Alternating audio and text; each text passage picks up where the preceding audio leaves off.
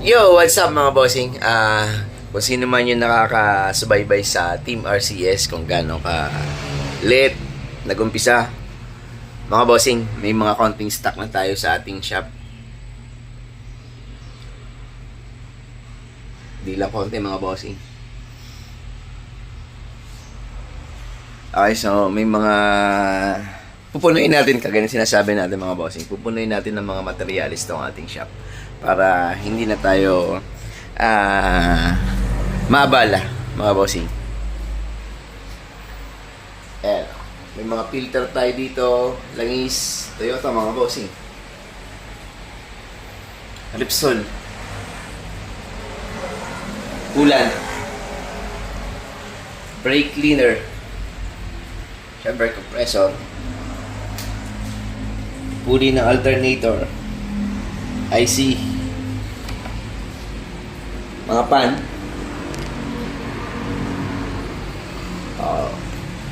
mga pakonti-konti mga bossing, magagawa natin yung ating gustong mangyari dito sa ating shop. Syempre, kaya salamat sa suporta sa Team RCS mga bossing. Kaya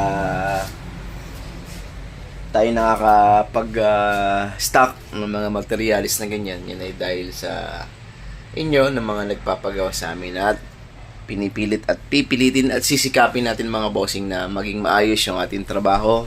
Hindi natin sasayangin yung ating blessing na binibigay sa atin mga bossing. So lahat yan, gagawin natin ng tama para sa inyo yan. At pagka medyo mas malusog na mga bossing, marami naman natin tinutulungan. Baka sipin nyo at sabihin nyo na kayo lang naman na makikinabang yan. Hindi mga bossing,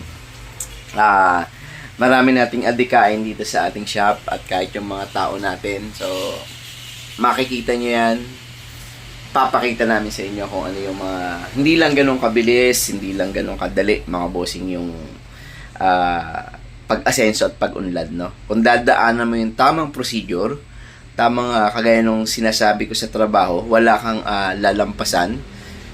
Matagal, mahirap, pero sigurado naman mga bossing na ayos yung kalalabasan, no? O, kaya shoutout sa mga bossing natin dyan na nagtitiwala, at salamat sa inyo. Pagpalain tayo ng Panginoon mga bossing. Ayun, no? Shoutout sa inyo lahat mga bossing. Pupunuin natin ng pyesa tong ating maliit na shop.